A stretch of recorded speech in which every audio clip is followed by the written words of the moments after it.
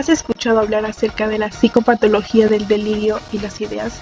Pues bueno, mi nombre es Dayana Caiza y hoy te voy a hablar acerca de la psicopatología del pensamiento. Si bien antes de empezar, cabe mencionar que esta psicopatología se divide según su curso, según su estructura, que anteriormente se ha hablado de esto, según su contenido. Dentro de esto tenemos los delirios. ¿Qué es lo que pasa aquí? El pensamiento va a ser verdadero o falso. En este caso patológico puede darse el caso de un pensamiento falso, que es tomado como verdadero, pero el cual el paciente no puede darse cuenta. Y además tenemos a las ideas. El delirio. Si bien el delirio se caracteriza por una disminución acentuada de la claridad de la conciencia acompañada de inquietud, incoherencia, desorientación. La conciencia en este caso puede presentar fluctuaciones e interrumpirse por estados de estupor. Vamos a tener diferentes tipos de delirios, que si bien se pueden mostrar a detalle en este cuadrito que les presento ahora. Pero les voy a hablar con cada uno de ellos. Si bien el primero, que es el de grandeza, se los voy a explicar un poquito más detallado, ya que todos estos tipos de delirio están concatenados. Entonces hay muchas similitudes y para evitar la repetición les hablaré un poco más de detalle en la primera y en las otras les conversaré acerca de lo que está aumentando. Primero, en el delirio de grandeza. ¿Qué es el delirio de grandeza? Pues también se lo considera megalomanía. Consiste en el que el paciente que lo sufre se cree poseedor de bienes materiales y riquezas. ¿Qué quiere decir esto? Que si bien tiene una idea exagerada de sus capacidades, bienes, rol social, etc., que resultan inverosímiles o de cualidades tan descomunantes que resultan inaceptables. Entre estas características, como ya los dije, sus capacidades, entre los factores tenemos la personalidad, falta de sueño, el estrés, también por el intento de explicar alguna situación o el estado mental. Entre todos estos delirios vamos a estudiar la neurofisiología, su inmunología, endocrinología y anatomía. Acá tengo un cuadrito un poco más amplio. Dentro de su neurofisiología, si bien esto se ha venido estudiando desde hace mucho tiempo, pero ¿qué es lo que ha pasado? Siempre se han propuesto teorías y teorías. En el delirio se produce cuando se ve afectado el proceso normal de envío y recepción de señales en el cerebro. Lo que va a provocar este deterioro va a ser la aparición de factores que hacen más vulnerable al cerebro y van a desencadenar el funcionamiento inadecuado de la actividad cerebral. Se han propuesto muchas hipótesis, como les dije anteriormente, que incluyen neuroinflamación, desequilibrio de neurotransmisores, daño cerebral, estructural y funcional. Si bien vamos a tener implicadas estas áreas de asociación del pensamiento, se van a en este momento, que si bien están remarcadas. Ahí vamos a tener varias sustancias que van a estar aumentadas, que si bien vamos a tener a la dopamina, pero ¿qué es lo que va a causar esto? Esta va a ser considerada como la causante de sensaciones placenteras y la sensación de relajación. Es decir, que la actividad delirante en el curso de las depresiones psicóticas podrían deberse a una hiperactividad. También tenemos a este GABA. El exceso de esta actividad en las neuronas garantiza el equilibrio natural inhibiendo su actividad, inhibir los impulsos nerviosos, por así decirlo, y va a contribuir a un nivel óptimo de excitación. Pero este GABA va a tener un efecto regulador del estrés, por lo que también es reconocido como tranquilizante natural. Pero ¿qué es lo que pasa? Al decir que aumentan estas sustancias, va a afectar a su fisiología, ocasionando una hipoxia cerebral. ¿Qué es lo que va a provocar aquí? Euforia, sensación de disociación del uno mismo, confusión, desorientación, que anteriormente les había dicho que eran características de este delirio. Además vamos a tener un flujo sanguíneo cerebral aumentado. ¿Qué es lo que va a pasar aquí? Vamos a tener ideas relevantes. Este pensamiento va a estar desorganizado, lo que puede implicar en un deterioro reversible del metabolismo oxidativo cerebral. Algunas alteraciones de múltiples neurotransmisores, en especial la deficiencia colinérgica de marcadores inflamatorios, ¿qué es lo que va a producir? Va a producir un aumento de aquí, de estas citocinas. Entre ellas tenemos las células natural killer, la interleucina 1, 2, 6, 8 y 10, el factor de necrosis tumoral alfa, entre otros. Va a producir un aumento de todas ellas. Estas citocinas cumplen una función importante en las respuestas inmunitarias normales, pero son dañinas cuando el cuerpo produce de una vez cantidades grandes de citocinas. La producción de estas citocinas incluyen, como ya les dije, las interleucinas y el factor de necrosis tumoral. La inflamación puede ser entendida como una respuesta de protección cuyo objetivo central consiste en eliminar la causa inicial de la lesión.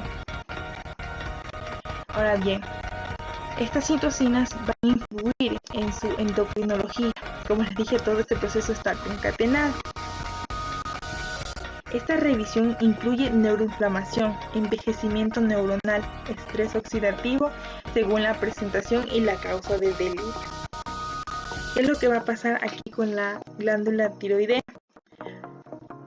Va a producir una confusión mental y letargo, con este eje hipotalámico hipofisiario adrenal. Se han reportado hiperactividad y hipoactividad, pero ¿qué es lo que pasa? Vamos a tener las hormonas liberadoras de corticotropina. En estas actividades delirantes va a haber una supresión de estas hormonas, especialmente las del cortisol. ¿Qué es lo que va a dar como consecuencia esto? Va a dar un síndrome de retirada de corticoides, y es lo que en un cuadro clínico se caracteriza por una dependencia física y psíquica. Pero si bien hemos hablado todo acerca de esto, pero ¿dónde van a estar ubicados estos? ¿Cuál va a ser el pedacito del cerebro, se puede decir, el que se va a ver afectado? Si bien al inicio les dije que era esta partecita de las áreas de asociación del cerebro, pero ¿dónde está ubicado? Se va a ubicar aquí, específicamente en el lóbulo frontal de la corteza prefrontal. Vamos a tener también unos puntos, que es el tálamo. El tálamo, vamos a tener algunos núcleos, lo podemos ver en la parte de acá, en la anterior imagen. El núcleo lateral dorsal, que va a ser este núcleo que estoy señalando ahora. Pero ¿de qué se va a encargar este núcleo? Este núcleo va a encargarse de la memoria e interpretación de estímulos visuales. Entonces, al verse afectados estos, va a influir.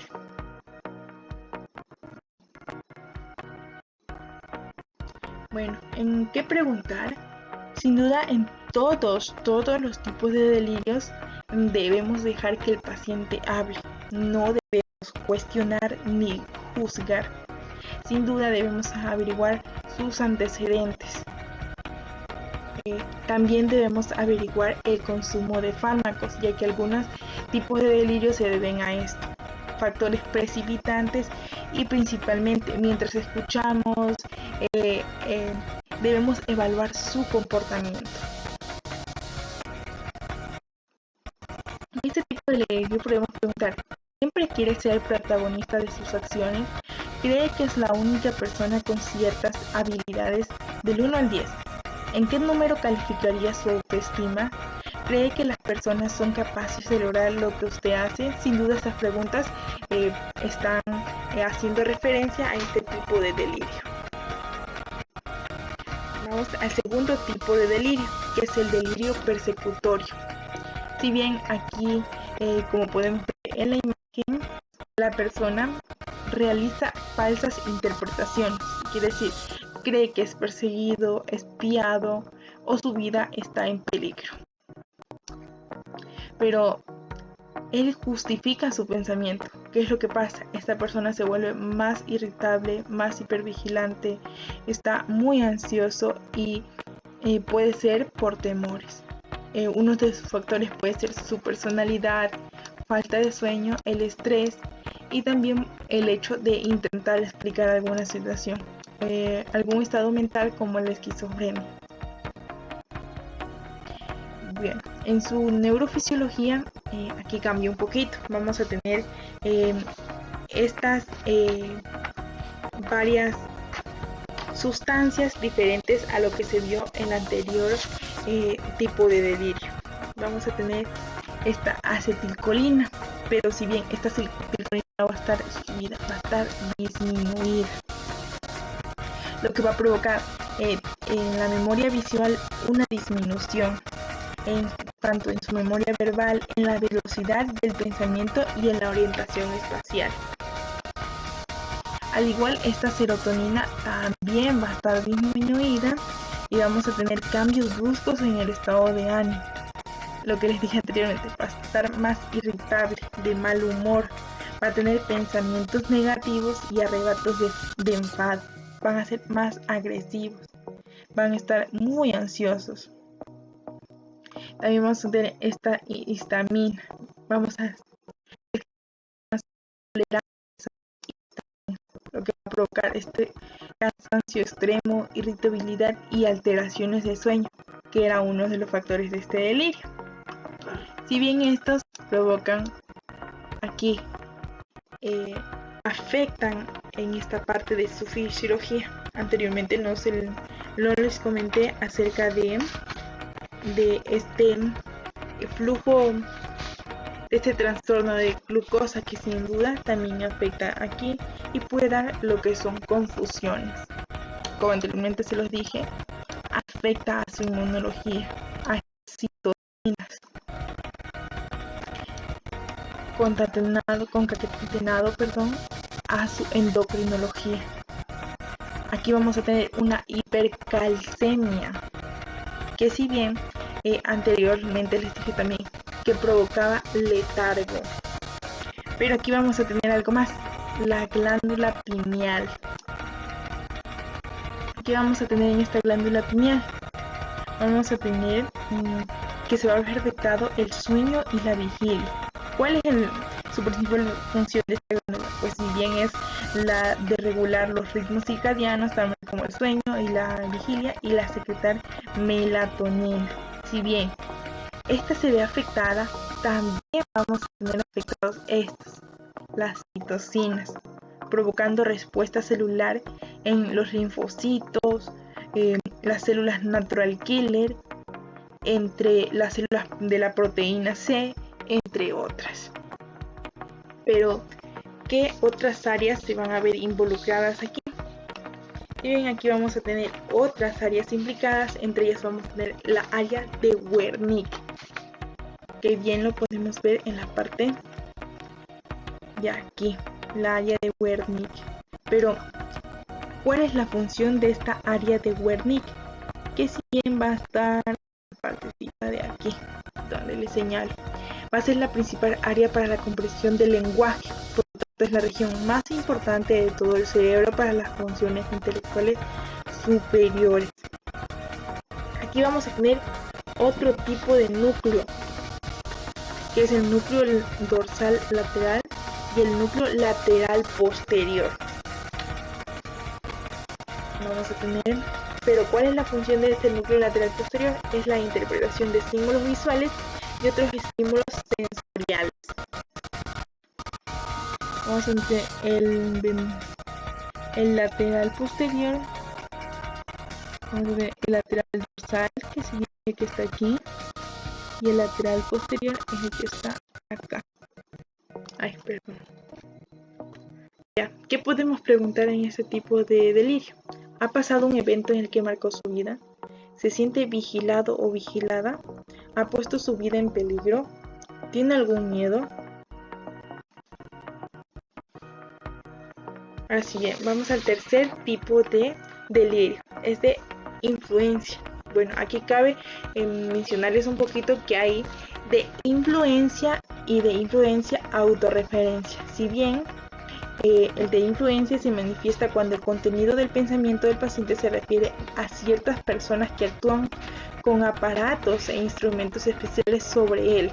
O sea, él piensa que le quieren robar el pensamiento o distorsionar el mismo para obligarle a pensar aquello que él no desea.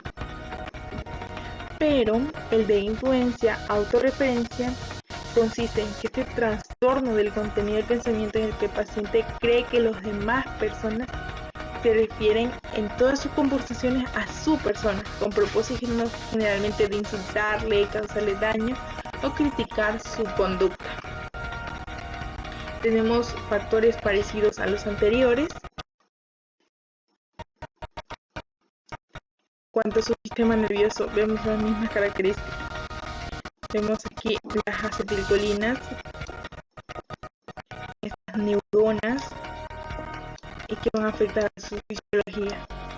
Aquí vamos a tener otro puntito, que es va a aumentar este líquido cefalorraquídeo. ¿Qué va a pasar con este líquido cefalorraquídeo aumentado? Es que está aquí. Pues bien, va a afectar el funcionamiento cerebral, lo que va a comprimir, si bien por aquí también por los ventrículos laterales, va a comprimir estas zonas, incluyendo al tálamo. Y por ende va a producir cambios en el comportamiento, como la disminución del estado de conciencia, incluyendo otros, se puede decir, síntomas como el dolor de cabeza, letargo, debilidad, entumecimiento, entre otros.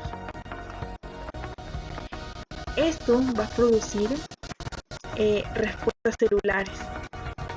Ya se los dijimos anteriormente, las citocinas, que si bien en su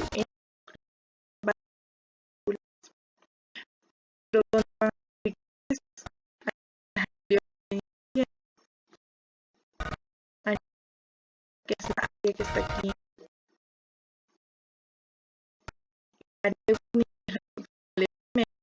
y un tálamo dorsal es la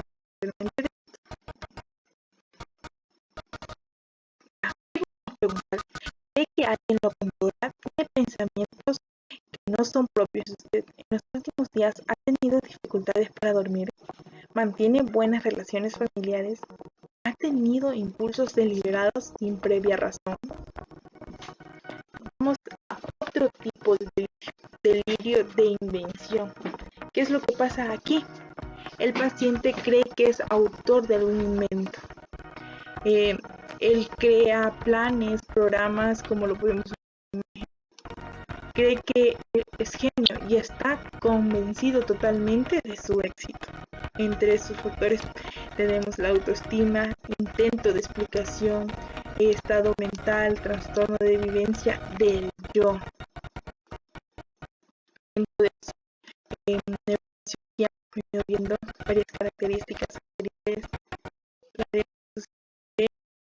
Lo podemos hacer un poco mejor, que va a afectar sin duda a estos, a su fisiología.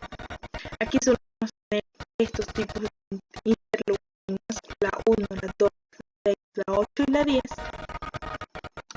Y vamos a tener igualmente a un poco afectado. Vamos a tener igual. Aquí podemos apreciar la glándula spin, que anteriormente no se nos indicaba. En cuanto a su anatomía, hemos venido hablando mucho de esto, siendo el lóbulo prefrontal y el núcleo lateral dorsal. Pero, ¿qué podemos preguntar aquí? ¿Está conforme de su éxito? Si bien el paciente les va a relatar que sí, considera que sus inventos son novedosos, se considera un genio, conoce de alguna persona cuya capacidad es igual a la suya. Si bien, antes de eso podemos pedirle que nos relate a qué se dedica. Vamos a ver, el siguiente tipo de delirio se denomina celos o celopatías. hemos visto también que se lo denomina como síndrome de Otelo. ¿Qué es lo que pasa aquí? El paciente está totalmente convencido de que su pareja le es infiel. Aquí el paciente va a optar por un comportamiento irracional. Lo podemos ver en la imagen. Va a ser muy intenso, va a tener un control totalmente de su pareja. Este comportamiento irracional va a llevar a suposiciones incorrectas, va a crearse historias donde las pruebas van a ser inciertas y nunca vamos a tener unas pruebas reales. Dentro de estos factores, personalidad, autoestima, estrés. Otros factores que no se han venido mencionando es el consumo de alcohol, esquizofrenia, que tenemos una nueva, la depresión. Que si bien vamos a tener de interpretación, vamos a tener algunas sustancias disminuidas, acetilcolina, dopamina, serotonina y histamina, que específicamente van a afectar a la conducción de estos impulsos. Vamos a tener en las neuronas, también afectando su fisiología, afectando este flujo cerebral, afectando su inmunología, a estas citocinas, que si bien vamos a tener, ¿de dónde empieza? Desde su endocrinología. Vamos a tener una glándula paratiroides alterada, lo que va a producir hipercalcemia. Este eje pituitario hipofisario adrenal alterado, que si bien lo hemos dicho, ¿dónde está ubicado? En el núcleo prefrontal del área motor. Aquí vamos a tener un poquito más otro núcleo que no lo habíamos visto anteriormente, el pulvinar. Es un núcleo grandote, que es aquí, pero ¿de qué se va a encargar este?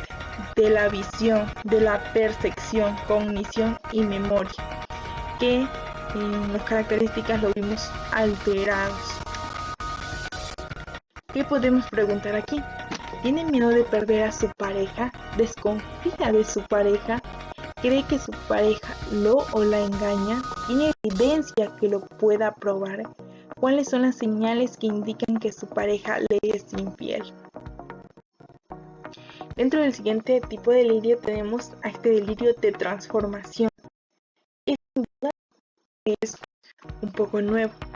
¿Por qué? Porque aquí el paciente refiere haber cambiado de personalidad, y no solo de personalidad, puede ser una persona diferente,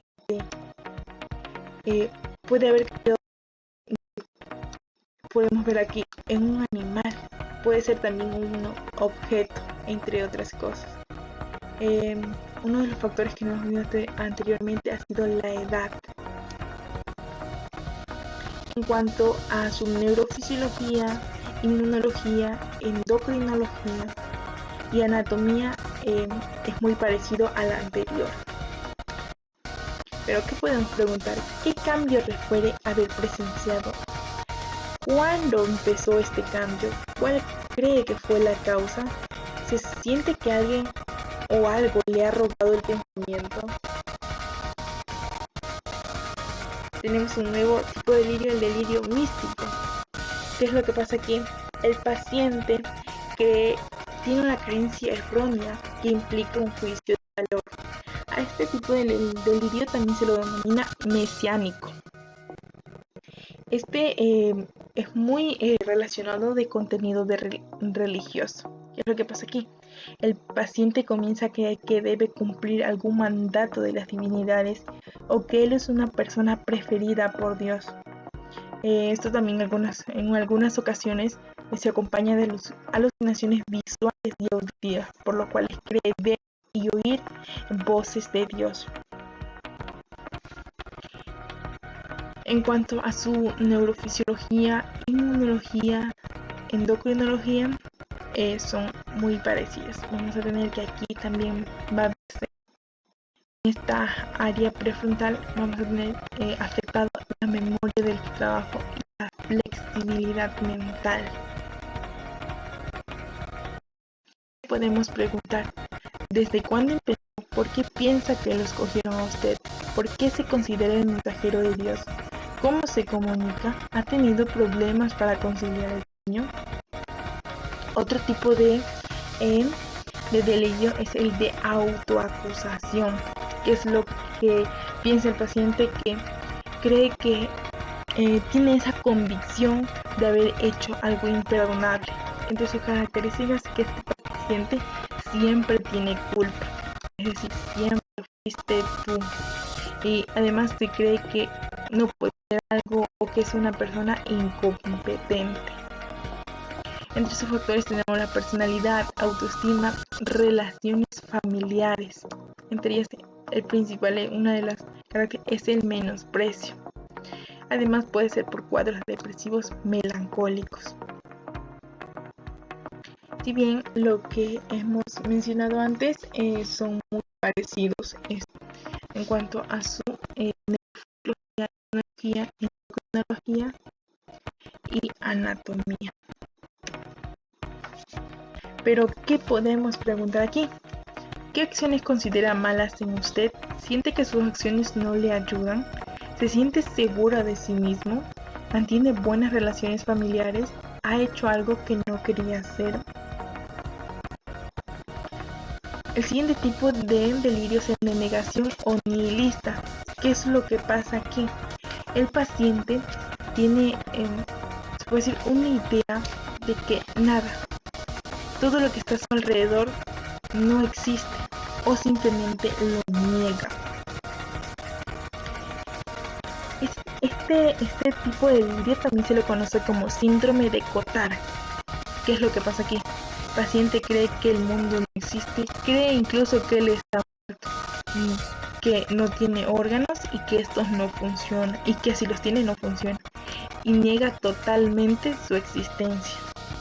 Entre los factores tenemos estados de ánimo, falta de sueño, estrés, estados de mental como la hipocondría, trastornos psicóticos como la esquizofrenia. Si bien vamos a tener estas vías de asociación también del pensamiento, afectará a su fisiología, y esto va a ocasionar problemas con las citocinas, van a verse aumentadas, van a verse disminuidas, que sin duda van a ocasionar daños en las glándulas paratiroides, provocando una hipercalemia, la glándula tiroidea, la glándula pineal, ubicadas en la porción dorsolateral prefrontal del córtex y en el tálamo en su núcleo lateral posterior. ¿Qué vamos a preguntar? Ve a su alrededor y dígame qué ve.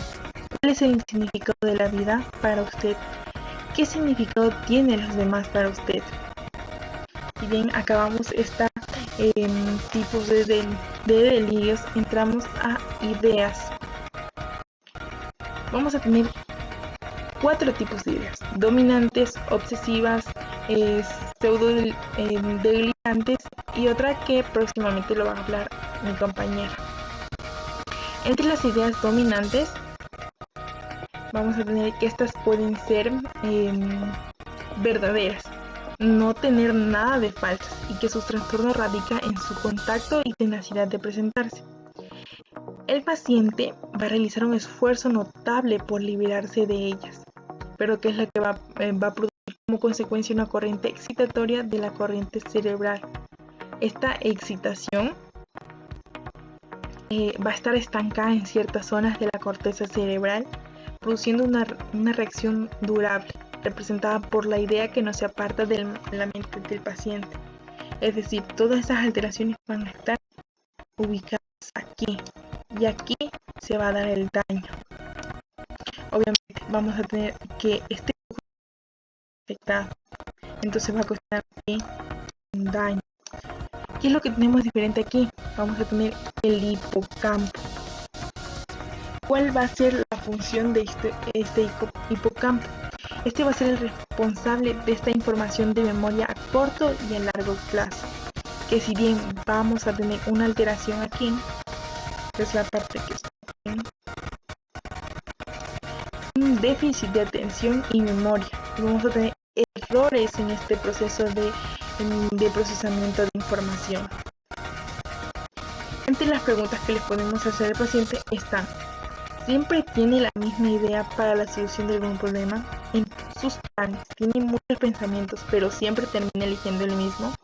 ¿Considera que escoge las opciones correctas siempre? ¿O no le importa la decisión que tome, sea buena o sea mala? Tenemos otro tipo de ideas, entre ellas están las ideas obsesivas, que si bien estas van a imponer de forma incontrolable, van a ser ideas absurdas en la mente del paciente que las sufre.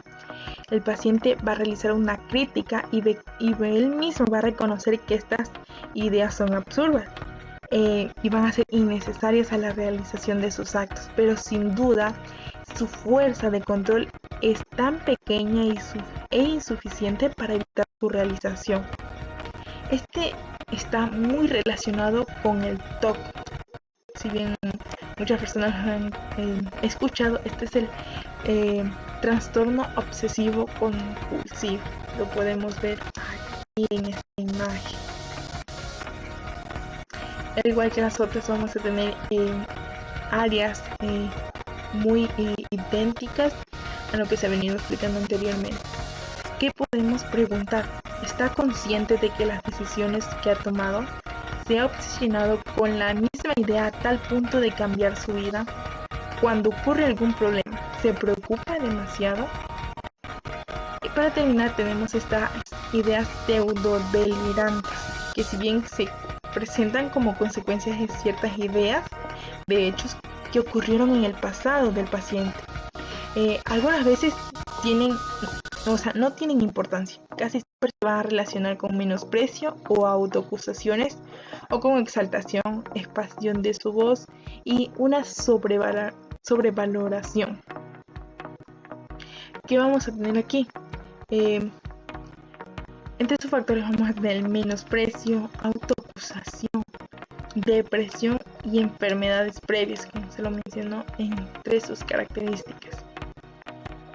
Si bien vamos a tener las mismas características dentro de esas ideas, ¿qué podemos preguntar? ¿Le vienen ideas a la cabeza recordando hechos del pasado que no son del gusto de usted? ¿Qué tanto dependen de usted estas ideas? ¿Se ha sentido deprimido o deprimida en los últimos días? Bueno, y esto ha sido todo mi explicación. Si desean revisar algún tema, lo pueden tener aquí en las referencias. Y muchas gracias.